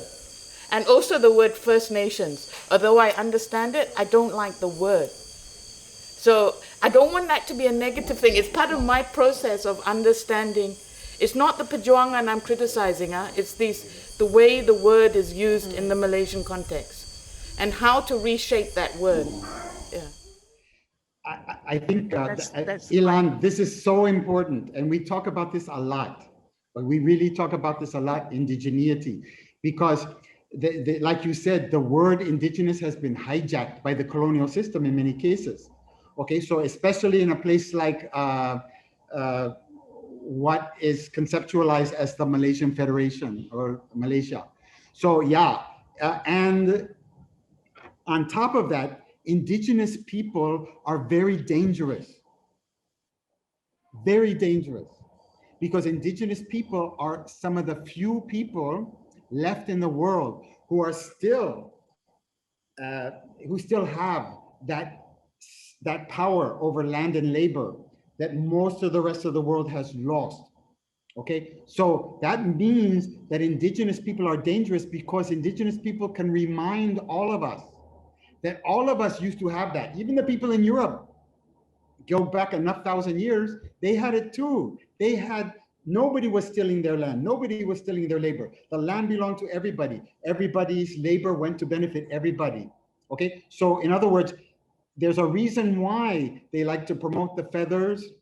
They like to promote all of this stuff and say, okay, well, indigenous people are like in a museum. That's the museum indigenous.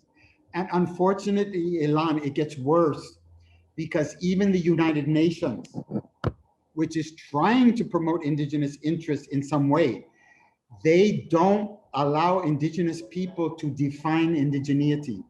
So the definition of indigeneity that I use is the one that I learned from Maori. So it's brilliant that part of your family is from New Zealand. In other words, the Maori were very, very important in educating the world about the part of indigeneity that is the most dangerous. It's the part about sovereignty, because sovereignty is what you lose when you get domesticated. And so to me, indigenous people are all over the world.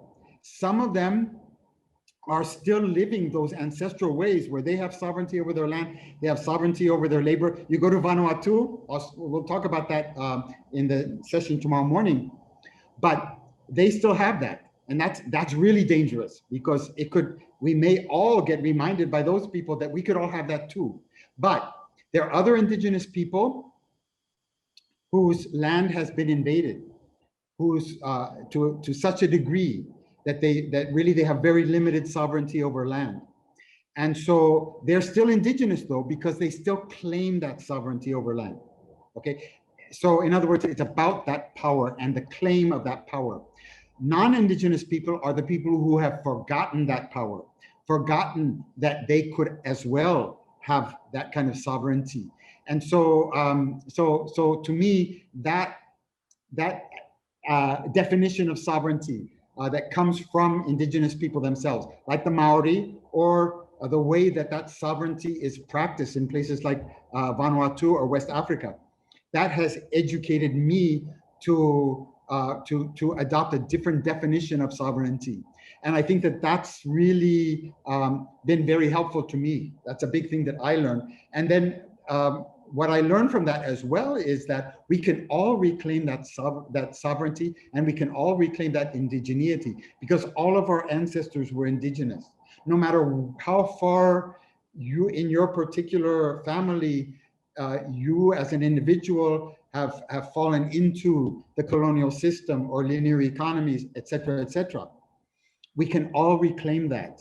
We can all reclaim that in 1,000 different ways. So it's not about saying, oh, you have to wear these feathers to be indigenous, or you have to have this particular relationship to that land to be indigenous. No, it's more about reconnecting with that sovereignty, reclaiming that sovereignty, first of all, recognizing the sovereignty that's there and the power that all of us have as individuals and as communities. And then valorizing it, that is saying, okay, this is important. This is really important. And thirdly, assuming it, making it part of the way you think, the way you speak, and the way you act. We all can claim that sovereignty. And we, all of us, even it had run like many generations ago, that we have that indigenous blood flowing in us. And as I know, it has created a lot of conflict within, because many of us are also colonized. Our thinking, and even the word indigenous has been used, and we are now thinking in that linear way of life, the way we went to school. But I think this is a journey. Thank you for the sharing tonight. We'll see you tomorrow morning. We'll wake up early morning for that. And I don't think we can sleep. We'll think. And And I guess to everyone, maybe Cynthia would say final word. Oh no. So, terima kasih. Good night. Good night. Hugs to everybody. Virtual Perpetuates. hugs. Yeah. Yeah, virtual hugs. Yeah, virtual hugs. And sleep well. Get some good rest.